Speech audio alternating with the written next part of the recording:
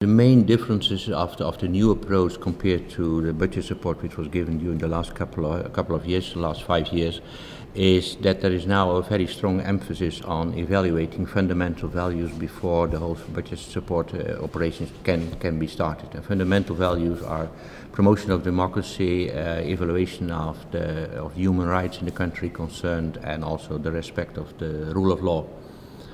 And then when we move to the evaluation of eligibility criteria, there is one criteria which has been added, which is the evaluation of the transparency and oversight of the government budget of the recipient country. Another major improvement is that there is now a very well structured risk management framework which did not exist in the past.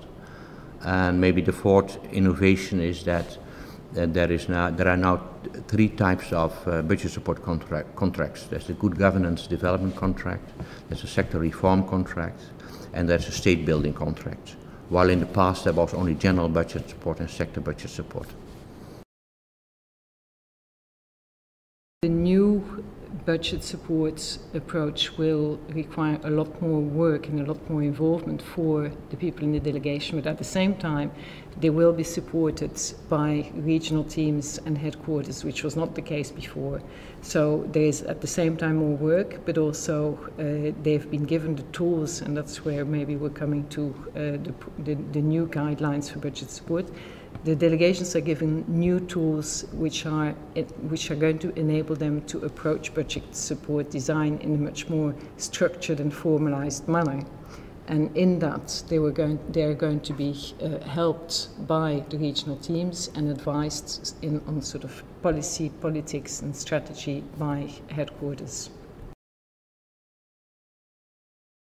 They explain the differences in approach between the last approach to budget support and the current one that Martin has just explained, and they give the delegations a lot of very hands-on, practical information about which formats to use, which documents to submit, when to submit them, how to make the difference between the different types of budget support, the good governance contracts, the sector reform contracts, the state building contracts. They basically are a very hands-on manner of explaining the new approach and trying to help delegations for the design and the implementation of budget support and the monitoring of it. In the new guidelines, there is a chapter devoted to each of the eligibility criteria and also to the fundamental values and also to the management structure and so on. So when you look at one particular eligibility criterion, whether it be the quality of the policies of the recipient government or the macroeconomic framework or public finance management, there's a very detailed chapter and then also an annex in which the elements are further elaborated, and that those documents give a very good background information for staff from the delegation to make a proper assessment of those eligibility criteria. The greatest novelty in the budget support guidelines is the risk management framework, which is a very detailed framework in which the delegations are asked to respond to a certain number of issues in human rights governance, democracy, in macroeconomic policy, in all the different areas which are of importance to budget support.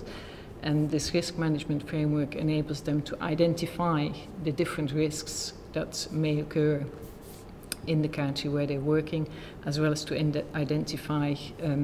safeguards or measures that could be implemented to reduce those risks. And that's a very novel thing in the European Commission, to actually explicitly address the risks in a country of undertaking budget support.